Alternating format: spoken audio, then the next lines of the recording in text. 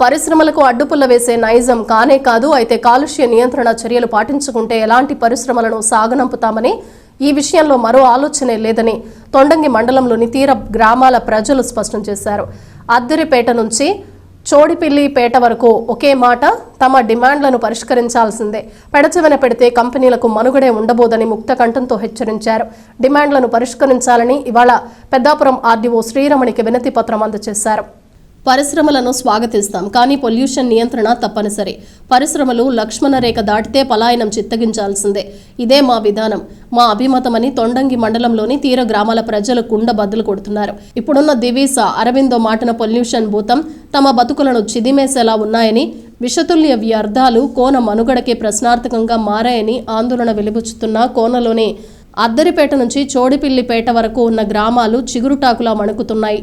అరవిందో దివిస్ తమకిచ్చిన మాటలు హామీలను ఆవిరి చేస్తున్నాయని, ఎయిర్ పొల్యూషన్ వల్ల రోగాలను బారిన పడుతున్నామని, త్రాగునీరు విషతుల్యమవుతోందని, ఇదే పరిస్థితి కొనసాగితే కోన ఉనికే లేకుండా పోతుందని భయాందోళనలో ఉన్న తీర గ్రామాల ప్రజలు తిమిరంతో సమరానికే సిద్ధమవుతున్నారు. కయ్యానికి కాలు దువ్వటం లేదని, తీర ప్రాంత పరిరక్షణ తమ బిడ్డలకు భవిష్యత్తు చూపాలన్నదే ఈ గ్రామాలన్నింటి ప్రధాన డిమాండ్. ఉద్యమ దిశగా పయనిస్తున్న తీర గ్రామాల పెద్దలు ఇవాళ పెద్దాపురం ఆర్డీఓ శ్రీరమణికి వినతి పత్రం అందజేశారు. జిల్లా మత్స్యకార సంఘం అధ్యక్షులు కోడ వెంకటరమణ, మండల టీడీపీ అధ్యక్షుడు చొక్కా అప్పారావు, మాజీ జడ్పీటీసీ చొక్కా కాశీ, మట్ల ముసలయ్య, అంగులూరి సుధాకర్, చొక్కా మణికుమార్, సూరాడ రాంబాబు, దిండు కాలిపోయిన చంద్రారావు, కొయ్య మల్లేష్, మణిమాల కొండబాబు, బడే మంగ తదితరుల ఆధ్వర్యంలో కోన గ్రామాల ప్రజలు ఆర్డీఓకి తమ డిమాండ్లు మొరపెట్టుకున్నారు. రేషన్ కార్డు ఉన్న ప్రతి మత్స్యకారుడికి నెలకి 15,000, విద్యావంతులైన వారికి ఉద్యోగ కల్పన, గ్రామాలకు మౌలిక వసతులు, విద్య, వైద్యం వంటి సదుపాయాలు కల్పించాలని కోరుతున్నారు.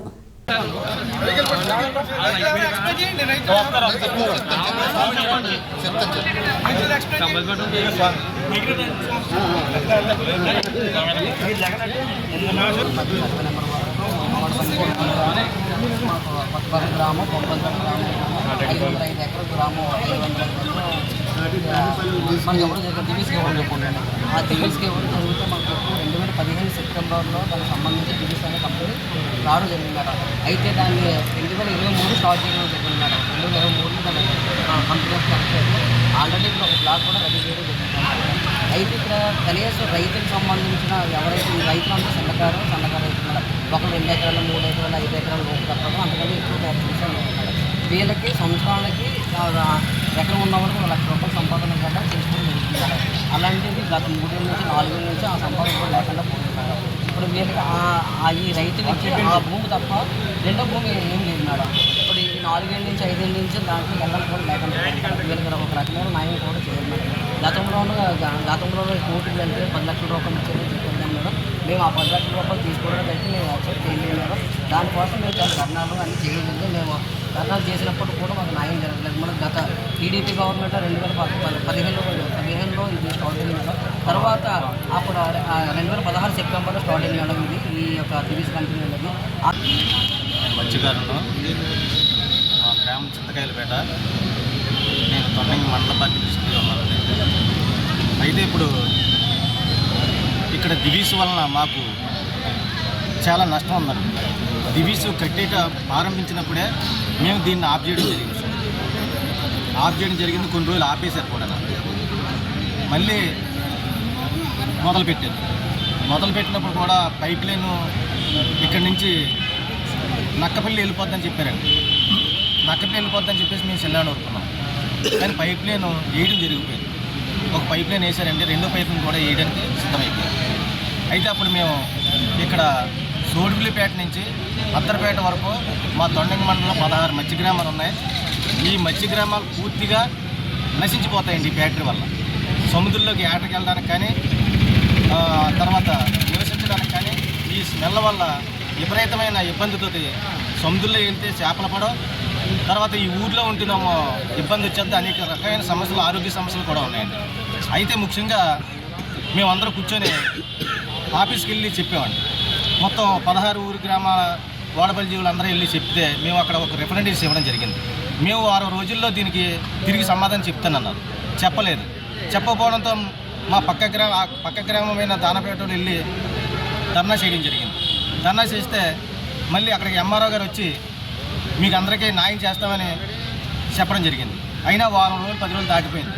ఈ విషయం గురించి మళ్ళీ మేమందరం చర్చించుకొని దీన్ని ఏ రకంగా చేయాలి అని చెప్పేసి మేము ఈ రోజున ఆర్డీఓ గారి దగ్గరికి వచ్చి వినతిపత్రం ఇవ్వాలనుకుంటున్నాం సార్.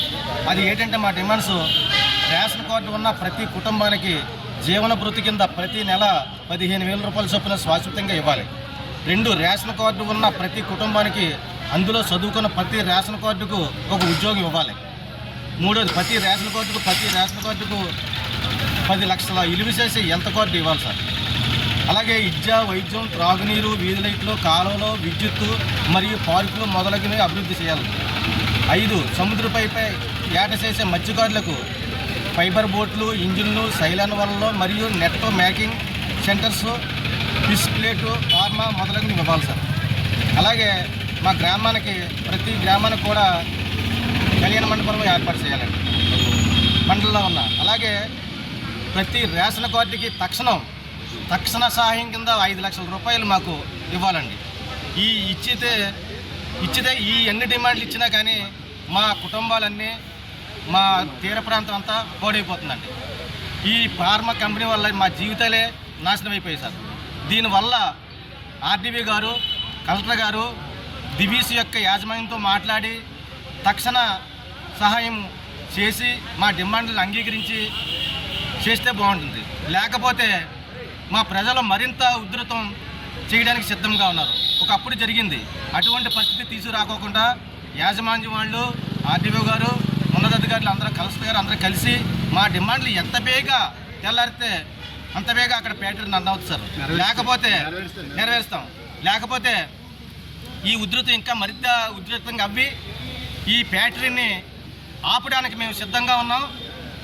మాకు సహాయం కావాలంటే మా డిమాండ్లో మీరు నెరవేర్చి చేయాలని, అలాగే ఆ తీర ప్రాంతంలో ఉన్న రైతులందరికీ కూడా న్యాయం చేయాలని తెలియజేస్తున్నాం సార్. చదువుకున్నటువంటి వాళ్ళకి అందరికి కూడా ఉద్యోగాలు కల్పించాలి. అలాగే త్రాగునీరు, మౌలిక వసతులు అనగా రోడ్లు, అలాగే విద్య, వైద్యం అన్నీ కూడా కల్పించాలని చెప్పి ఈ రోజుని ఇవ్వడం జరుగుతుంది. మేడం గారిని కలవడం జరుగుతుంది. మాకు యనమల రామకృష్ణ గారు నియోజకవర్గంలో అన్ని విధాలు కూడా ఆయన కూడా తెలియజేయడం జరిగింది. మత్స్యకారులందరికీ కూడా మీకు ఎప్పుడూ కూడా మేము వెన్నుదన్నుగా ఉంటాం. ప్రభుత్వంతో కూడా మేము మాట్లాడి మీకు మీ న్యాయపరమైన డిమాండ్స్ అన్నీ కూడా నెరవేరుస్తామని చెప్పడం జరిగింది. దాని నిర్మల ఇప్పుడు ఆర్టీఓ గారి దగ్గరికి వచ్చాం. అలాగే ఆర్టీఓ గారు అయిపోయిన తర్వాత కూడా కలెక్టర్ గారి దగ్గరికి కూడా వెళ్ళి మా యొక్క మత్స్యకారుల యొక్క బాధల్ని తెలియజేయడానికి ఇక్కడికి వచ్చి రిప్రజెంటేషన్ పూర్వకంగా మా బాధలన్నీ తెలియజేస్తాం. మా ప్రత్యేక డిమాండ్ మేము ఫ్యాక్టరీలకు వ్యతిరేకం కాదు. ఏదైతే పొల్యూషన్ సముద్రంలో వదులుతున్నారో పైప్ లైన్ ద్వారా, దానివల్ల పుట్టే మత్స్య సంపద కూడా పూర్తిగా నశించిపోతుంది. ఇప్పుడు 25 కిలోమీటర్లు లోపలికి వెళ్ళా కూడా మత్స్యకారులకు ఏం పట్టలేదు. ఎందుకంటే మాకన్నా మీకు మీడియా సోదరులకి మీకు తెలుసు. ఎందుకంటే ఇవన్నీ కూడా ఏ మత్స్యకారుడికి కానీ ఏ రైతుకి కానీ సహాయ సహకారాలు అందాలంటే ముఖ్యభూమి పోషించేది మీ యొక్క మీడియా, ఎలక్ట్రానిక్ మీడియా కానీ ప్రింట్ మీడియా కానీ. మీరందరూ కూడా మా తరపునే ప్రభుత్వానికి మా నిరసన కూడా తెలియజేయడం జరుగుతుంది. మా డిమాండ్లన్నీ సానుకూలంగా స్పందించలేని పక్షంలో మేము మా పెద్దలైనటువంటి యనమల రామకృష్ణ గారు కానీ, ఇంకా మా మత్స్యకారి పెద్దలు కొండబాబు గారు కానీ, ఇంకా ఉన్న పెద్దలందరూ ద్వారా మేము ఈ యొక్క నిరసన కార్యక్రమాన్ని చాలా ఉధృతం చేస్తాం. ప్రత్యేకంగా మా డిమాండ్స్ అన్నీ కూడా మత్స్యకారులకి మాకు అన్ని విధాల ప్రభుత్వం నుంచి సహకరించాలని చెప్పి మా ప్రధాన డిమాండ్. చొక్కా కాశీశ్వరరావు, తొన్నంగి మండలం ఎక్స్-జెడ్పీటీసీ, మా దాదాపేట. తొన్నంగి మండలం మత్స్యకార కుటుంబం చెందిన వాడు. అయితే ఈ రోజున ఆర్డీ ఆఫీస్ రావడానికి కారణం ఏంటంటే, ఏదైతే తొన్నంగి మండలం తీర ప్రాంతంలో దివీస్ ల్యాబొరేటరీ పెడుతున్నారో దాని యొక్క పైప్ లైన్ సముద్రంలో వేయడం వల్ల సముద్రం అంతా కూడా పొడి తిప్పి మత్స్యం అంతా పూర్తిగా నశించిపోతున్న ఉద్దేశంతో మేము ఈ రోజున ఇక్కడికి రావడం జరిగింది. దీని మీద మొన్న సుమారు 600 మందితో సముద్ర తీర ప్రాంతమైనటువంటి ఏదైతే దివీస్ కంపెనీ ఉందో ఆ కంపెనీ సరిహద్దు ప్రాంతంలో మేము 600 మందితో కూడా వంట వార్పు కార్యక్రమం పెట్టి మేము ఆ రోజు ధర్నా చేయడం జరిగింది శాంతియుతంగా. అప్పుడు ఎంఆర్ఓ గారు ఎవరైతే తొండంగి మండలం తహసీల్దార్ గారు ఉన్నారో ఆయన రావడం జరిగింది. అలాగే దివీస్ కంపెనీకి సంబంధించినటువంటి గుమస్తా రావడం జరిగింది. కానీ కంపెనీ యాజమాన్యం అన్న పెద్ద ఆయన ఎవరో కూడా సుధాకర్ గారు అని చెప్పేసి అక్కడ ఇచ్చారుంటారు, ఆయన రాలేదు. అలాగే కంపెనీకి సంబంధించిన పెద్దవారు రాకంట ఎవరో గుమస్తాను పంపించి మేము ఇచ్చినటువంటి ఏదైతే రిప్రజెంటేషన్ ఉందో ఇప్పుడు ఈ రోజున ఆర్డీఓ ఆఫీస్కి ఇస్తున్నాం కాబట్టి అదే రిప్రజెంటేషన్ మేము ఎంఆర్ఓ గారికి ఇవ్వడం జరిగింది. ఆ రోజున మా సమస్యలన్నీ కూడా ఎంఆర్ఓ గారి దృష్టిలో పెట్టాం, అలాగే కంపెనీ వారి దృష్టిలో కూడా పెట్టాం. అలాగే మేము కూడా మత్స్యకార పెద్దలందరూ కూడా మేము ఈ దివీస్ కంపెనీకి వెళ్ళి గతంలో మేము రిప్రజెంటేషన్ కూడా ఇవ్వడం జరిగింది.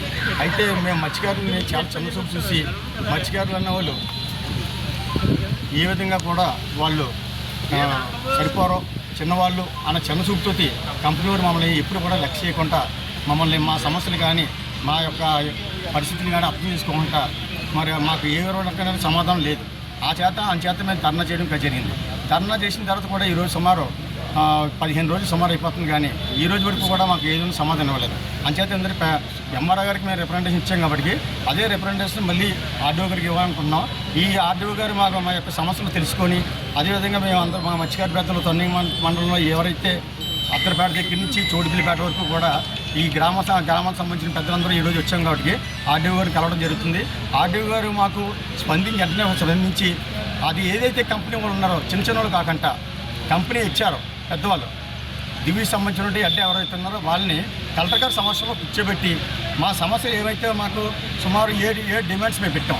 ఈ 7 డిమాండ్స్ కూడా మాకు నెరవేర్చే విధంగా మాకు ఆర్డీఓ గారి చేతుల మీదుగా కలెక్టర్ గారి చేతుల మీదుగా మాకు కాకినాడలో కలెక్టర్ గారి ఆఫీస్లో మా మత్స్యకారులని అలాగే కంపెనీ యాజమాన్యం ఇచ్చారు. పెద్దవాళ్ళు ఎవరైతే ఉన్నారో చిన్న వాళ్ళు కాదు, గుమస్తాలు వాళ్ళు అయితే సమాధానం చెప్పలేకపోతున్నారు. అంచేత ఎవరైతే దివీస్ కంపెనీ యాజమాన్యం పెద్దవాళ్ళు ఉన్నారో వాళ్ళు వచ్చి మా సమస్యలు తెలుసుకొని కలెక్టర్ గారి సమక్షంలో మా న్యాయమైన డిమాండ్లు అన్నీ కూడా నెరవేర్చినట్లయితే మేము కంపెనీకి పూర్తిగా సహకరిస్తాం. అలాగే గతంలో 400 కోట్లతో గత ప్రభుత్వంలో 400 కోట్లతో ఏదైతే కంపెనీ పైప్ లైన్ ఇప్పుడు సముద్రంలో వేస్తున్నారో ఆ పైప్ లైన్ని మెరక అంటే సముద్రం కాకుండా ఇలాగ బయట నుంచి మెరక ప్రాంతాల నుంచి ఆ 400 కోట్లతో పైప్ లైన్ వేస్తామని చెప్పేసి ఆ రోజు చెప్పడం జరిగింది. కానీ గత గవర్నమెంట్లోనే ఆ పైప్ లైన్ పర్మిషన్ తీసేసుకొని ఈ రోజున పైప్ లైన్ని సముద్రంలో వేస్తున్నారు. ఆ సముద్రంలో వేయడం వల్ల మాకు ఇబ్బంది మత్స్యకారికి. అది మెరకని చేసినట్లయితే మాకు ఇబ్బంది లేదు. మరి 400 కోట్లు పైప్ లైన్ మెరకని చెప్తే కంపెనీకి నష్టం జరుగుతుందన్న ఉద్దేశంతో వాళ్ళు ఏం చేస్తారు, సముద్రంలో చేస్తున్నారు. సముద్రంలో వేయడం వల్ల వాళ్ళకి 400 కోట్లు సేవ్ అవుతుంది. ఆ 400 కోట్లు కూడా మా తొండంగి మండలానికి ఏదైతే తీర ప్రాంతం తొండంగి మండలం అత్తరపేట దగ్గర చోటుపేట వరకు కూడా మా 400 కోట్లు కూడా మా మత్స్యకారులకి ఖర్చు పెట్టినట్టయితే మా మత్స్యకారులందరికీ పూర్తిగా న్యాయం జరుగుతుంది. ఏవైతే డిమాండ్స్ ఉన్నాయో ఆ డిమాండ్స్ అన్నీ కూడా నెరవేర్చే వరకు కూడా మేము ఎప్పుడు కూడా ఉద్యమం ఆపం. అలాగే ఏదైతే శాంతియుతంగా చేస్తున్నామో ఈ రోజున ఎంఆర్ఓ గారి సమక్షంలో మేము రిప్రజెంటేషన్ ఇవ్వడం జరిగింది, అలాగే ఆర్డీఓ ఇవ్వడం జరిగింది. రేపు కలెక్టర్ గారికి ఇస్తాం. తర్వాత మా తక్షణమే మాకు ఏవైతే డిమాండ్స్ ఉన్నాయో అవన్నీ కూడా నెరవేర్చకపోతే ఈ తీవ్రమైన ఉద్యమం కూడా తీవ్రం చేసి మేము తొండంగి మండలం పంపదిపేట కోదాడ పంచాయతీ పంపదిపేటలో నా పేరు మట్ల ముసలి యాదవ్. గత 12 సంవత్సరాలు బట్టి మాకు దివీస్ అనే ఫార్ములా తెచ్చిపెడితే దాన్ని మాకు వద్దని గత 12 సంవత్సరాలు బట్టి మేము వ్యతిరేక పోరాటం చేస్తున్నాము. అయితే మాకు ఏ గవర్నమెంట్లోని కూడా మా రైతులకు సహకారం లేదు. సహకారం లేకపోయినప్పటికీ మేము పట్టు విడవకుండా ఆ రోజు నుంచి ఈ రోజు వరకు మా రైతులకు న్యాయం జరగాల, మా రైతు కూలీలకు న్యాయం జరగాల, అక్కడ ఉండే ఊళ్ళో పక్కన ఉండే గ్రామ ప్రజలు ప్రతి ఒక్కరికి కూడా న్యాయం జరగాలనే పోరాటం చేస్తున్నాం. ఇందులో ముఖ్యంగా ముందు వైఎస్ఆర్ గవర్నమెంట్ రాకుండా జగన్ని అదే మండలంలో తీసుకొచ్చి మీటింగ్ పెట్టినప్పుడు ఆయనతో నేను డైరెక్ట్గా మాట్లాడినప్పుడు ఆయన ఏంటి మీ సమస్య అని అడిగాడు. అయ్యా మాకు ఈ ఫ్యాక్టరీ వద్దు, ఇది పొల్యూషన్ ఫ్యాక్టరీ, మందుల ఫ్యాక్టరీ, ఈ ఫ్యాక్టరీ మార్చి మంచి ఫ్యాక్టరీ ఏదన్నా ప్రజలు బతికేలాగా చేస్తే మేమందరం కూడా స్వాగతంతో, ఎందుకంటే అభివృద్ధికి వ్యతిరేకం కాదు, కాకపోతే పొల్యూషన్ ఉండే ఫ్యాక్టరీలు ఇక్కడ పెట్టొద్దని ఆ రోజు ఆయనకి విన్నవించుకున్నాం.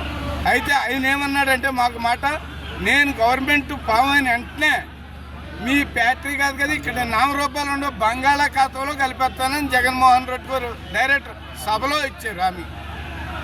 అయితే గవర్నమెంట్ వచ్చింది, ఆయన బంగాళాఖాతంలో కాదు కానీ ఆయన కలిసిపోయాడు బంగాళాఖాతంలో.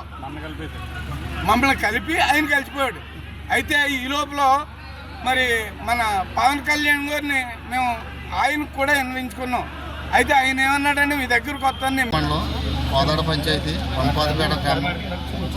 పంపాదిపేట గ్రామానికి దివీస్ కంపెనీని తీసుకొచ్చి రైతుల భూములు ఇవ్వకపోయినా సరే దౌర్జన్యంగా భూములు సేకరించి దివీస్ కట్టడం జరుగుతుంది. అక్కడ రైతులందరూ కూడా అన్యాయం అయిపోతున్నారు. వాళ్ళందరికీ తగిన న్యాయం చేయాలని చెప్పేసి మేము కంపెనీకి ఇప్పటిదాకా వ్యతిరేకంగా పోరాడినా ఇప్పుడు మేము కంపెనీకి సహకరిస్తున్నాం. మాకు కంపెనీ వాళ్ళు కూడా సహకరించి మేము కొన్ని డిమాండ్లు రాసుకున్నాం. ఆ డిమాండ్లు నెరవేరుస్తారని చెప్పేసి ఈ సభాముఖంగా ఈ మీడియా ద్వారాగా మీకు తెలియజేస్తున్నాం. దయించి ఆర్డీఓ గారిని కలెక్టర్ గారిని కూడా కోరేది ఏమిటంటే మా డిమాండ్లు తెలియజేస్తున్నాం కాబట్టి మేము అందరం కూడా సన్నకారు రైతులు కాబట్టి మమ్మల్ని అందరినీ కొంచెం మీరు మానవతా దృక్పథంతో ఆలోచించి అవగాహన చేసుకుని మమ్మల్ని అందరినీ జీవనోపాధి కోల్పోయాం కాబట్టి మాకు బతుకు తెరిచి ఉంటారని చెప్పేసి మా డిమాండ్లు తెలియజేస్తున్నాను. ఒకసారి వినండి సార్. మా డిమాండ్లు ఏంటంటే ఎకరానికి భూమి కోల్పోయామండి. మాకున్నాయి కూడా ఎకరం ఉన్న రైతులు అండి. అక్కడ ఎవరో పెద్ద రైతులు ఎవరు లేరండి. అందరూ కూడా లేబర్ వాళ్ళే, కూలి పని చేసుకుని బతికే వాళ్ళు. దాని మీద తోటలో పేటలు వేసుకుని జీవనోపాధి సాధించేవాళ్ళం. మాకు జీవనోపాధి లేకుండా చేశారు కాబట్టి ఎకరానికి నష్టపోయాం కాబట్టి ఎకరం భూమి కావాలి. లేని పక్షాన 70 లక్షల రూపాయలు డబ్బుల రూపాయన చూపించాలి.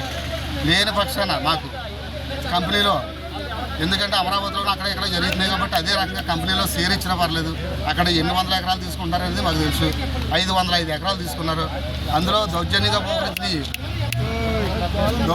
పోకరించి డబ్బులు ఇచ్చేవని చెప్పేసి 3 లక్షల రూపాయలు చొప్పున ఇచ్చినాయి. అంతా కలిపితే 150 ఎకరం ఉంటుంది. ఉన్న 355 ఎకరాలకు కూడా ఎవరికి రూపాయి ఇచ్చిన పాపం లేదు. దౌర్జన్యంగా కాంపౌండాలు కట్టి వాళ్ళ కంపెనీని రన్ చేయడం జరుగుతుంది. మేము ఎవరి దగ్గరికి వెళ్ళినా కానీ మాకు సహకరించే నాదులు లేరు కాబట్టి ఇప్పుడు కలెక్టర్ గారికి ఆర్టీఓ గారికి అందరికీ కూడా మేము తెలియజేసుకుంటాం కాబట్టి, ఎందుకంటే అక్కడ ఏమీ లేని రైతులు కాబట్టి, బాగా దీనస్థితిలో ఉన్న రైతులు కాబట్టి వాళ్ళకి నెలవకంటికి జీవనోపాధి కింద 20,000 రూపాయల చొప్పున కార్డుకి, రేషన్ కార్డు ఉన్న ప్రతి ఒక్కరికి కూడా 20,000 రూపాయల చొప్పున మాకు ప్రతి నెల ఆదాయం చూపించాలి. లేని పక్షాన అక్కడ చదువుకునే కుర్రవాళ్ళు ఉన్నారు. ఇంచుమించులో 10th క్లాస్ కానించి ఎంతవరకు చదివినా కానీ ఎంఎస్సీ డిగ్రీ అవన్నీ చేసి ఉన్నారు కాబట్టి ప్రతి రేషన్ కార్డు ఉన్న కుటుంబానికి కూడా ఎంతమంది పిల్లలు ఉంటే అంతమందికి లోకల్ వాళ్ళు కాబట్టి వాళ్ళకి జాబులు ఇప్పించాలని చెప్పేసి ఈ సభాముఖంగా కోరుకుంటూ, ఇంకా మాకు అక్కడ వాటర్ పొల్యూషన్ ఫుల్గా పాడైపోతుందండి. దీనివల్ల దాన్ని కూడా మాకు క్లియర్గా పొల్యూషన్ సర్టిఫికేట్ తెచ్చి క్లియర్గా మాకు చూపించి మాకు వాటర్ అందేలాగా అన్ని విధాలా సహకరించాలి. అక్కడ చుట్టుపక్కల రైతులే కాకుండా, భూములు కోల్పోయిన రైతులే కాకుండా బాగా లేబర్ ఉన్నారు. అక్కడ ప్యూర్ ఫ్యామిలీ ఉన్నారు. మా మీద ఆధారపడి జీవించే వాళ్ళందరూ వాళ్ళకు కూడా కార్డుకి 20,000 చొప్పున నెల కూడా వాళ్ళకే డబ్బులు ఇప్పించాలి. లేని పక్షాన గ్రామానికి చెంది గ్రామాన్ని చేర్చి ప్రతి గ్రామానికి ఏదో మాకు తాత్కాలికంగా ఎన్టీ రామారావు గారు ఇచ్చిన కాలనీలు తప్ప మిగతా ఇల్లు ఏమి లేవండి. మాకు ఇల్లు కట్టుకోవడానికి 10 సెంట్ల స్థలం ఊరిని చేర్చి 10 సెంట్ల స్థలం ఒప్పించాలి. మాకు అక్కడ ప్రతి ఒక్కరు కూడా బయట నుంచి మేము నాన్ ఎడ్యుకేటెడ్ అండి, మాకు ఎడ్యుకేటెడ్ చదువు లేదు. అక్కడ ప్రతి ఒక్కరు వచ్చి కూడా ఏమంటున్నారంటే ఇక్కడ పొల్యూషన్ వచ్చేసి హెల్త్ పాడైపోద్ది అన్నారు. ప్రతి కుటుంబానికి, రేషన్ కార్డు ఉన్న కుటుంబానికి, ప్రతి కుటుంబానికి కూడా 10 లక్షల రూపాయల నష్టపరిహారం కింద హెల్త్ కార్డు మాకు ఇప్పుడు మీరు అన్నాలు ఉంటే అన్నాలు కూడా మాకు ఉపయోగపడేలాగా హెల్త్ కార్డు కూడా ఒప్పించాలి. ఈ డిమాండ్లన్నీ మీకు తెలియజేసుకుంటున్నాం కాబట్టి మీరు మా మీద దయించి మమ్మల్ని కొద్దిగా మీరు మానవతా దృక్పథంతో ఆలోచించి మాకు సమన్యాయత్నం చేస్తారని చెప్పేసి ఈ మీడియా ద్వారా మీకు తెలియజేసుకుంటాం.